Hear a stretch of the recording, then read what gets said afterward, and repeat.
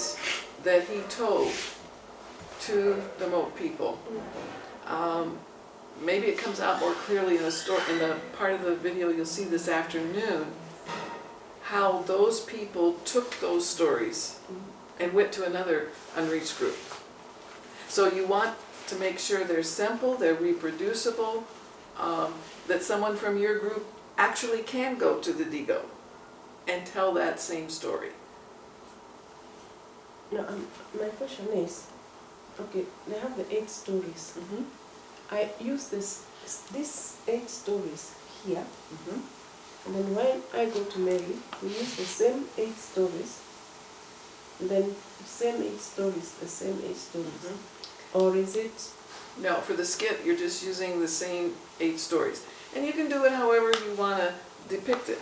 You can start with 1 or 2 stories at your place and then move on to Mary with a couple of more stories and then to the other place with a couple more. Or you can just, in the skit, say, now we're practicing stories, demonstrate that in the skit, but not really story the stories till you get to the Digo people. Yeah, however you want to communicate it. Does that make sense? Don't all speak at once. Is it making sense? Yeah. Joe, it's not making sense. What's missing? It's making sense. No, Now, it's not making sense. so we say the story, 8 stories, Mhm. but we don't say them until we're with the Digos. You can do it that way, but then if you need to do it that way to save time, that's fine. But then you would put something. We will act out every like we start with that. To there, we do our thing. Mhm. Then we move from there. We go to Samaria, Right, like Right. that. Then Jerusalem until we, right? right. You start in Jerusalem and then you keep moving. You can either actually tell the stories at each place, or if you want them for time, just save them all to the end. But then if you save them all for the end, then in your skit, when you're talking about what you're doing in your group, say, and we're using Bible stories to get them ready to go to the Digo. We're using the story of blah blah blah. So that it's in the skit, you know that they're working on these stories. But in real life, these 8 stories, are they enough? They could be. It depends. I chose 8 for the course because you only have about 8 weeks in between this course and the next semester. And the idea is you're to practice this as it's part of the practicum. You're to actually use these between now and the next semester. Part of the answer to that question, though, depends on how much time you're going to have in the place. If Because you're I'm going, thinking, like, just going back to Dar es Salaam, we meet every Sunday. Mhm. 8 Sundays, that's 2 months. Mhm. Or the Maasai place, we meet twice a week, Friday and Sunday. Okay. So, you see, that's why I'm asking, are they enough? Oh, no, you can, on a regular basis like that, you can have 50 stories. It's just that at the beginning, you should target when this set of stories is going to end. I think when you see 7 and 8, it'll give a better picture. Like in 8, when it talks about how you use Bible storying to plant churches, it's all in the book of Acts.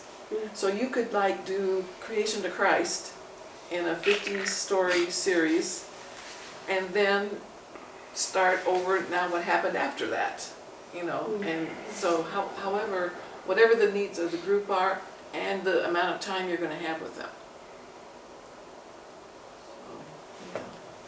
Do we have stories that are already picked? Yes. All right. the pictures I gave you, that's, I think,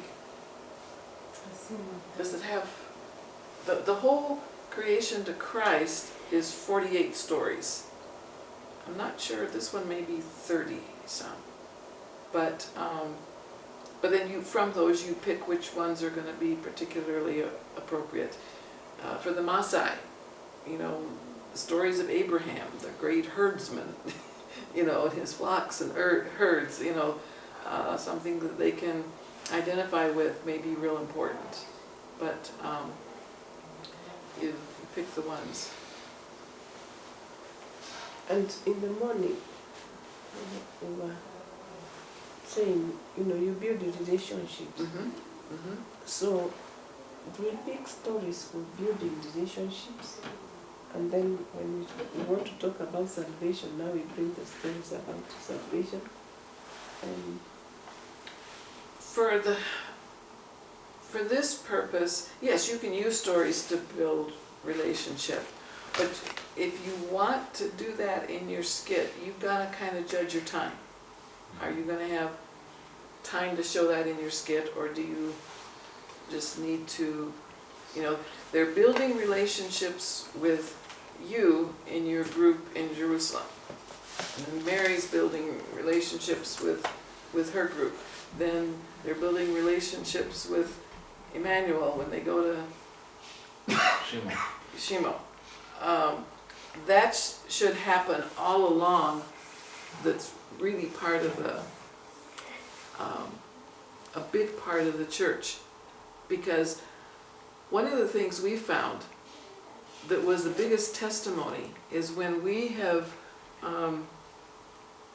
when a group of us from here have gone to Uganda, and the unbelievers or new believers that are coming into the groups in Uganda see how we react with one another, and they recognize that it's a family reunion. And it's something that unbelievers and outsiders identify right away. And then the same when we go to Rwanda. So we've seen in both places, like when they'll introduce themselves when we're all together, they will say, I am so-and-so, and this is my family. I mean, they did that themselves. We didn't tell them to do that.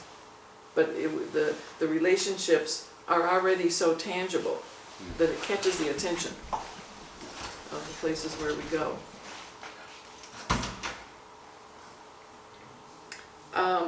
Okay, so it's in two parts. You'll be doing the skit, but you also will present a written paper. So if that's a group thing. So you guys decide how you want to do that. Where you're looking at people like that, Mary. So it's one paper for all four of us. One paper for all four of you. Now you can. What should be part of the paper?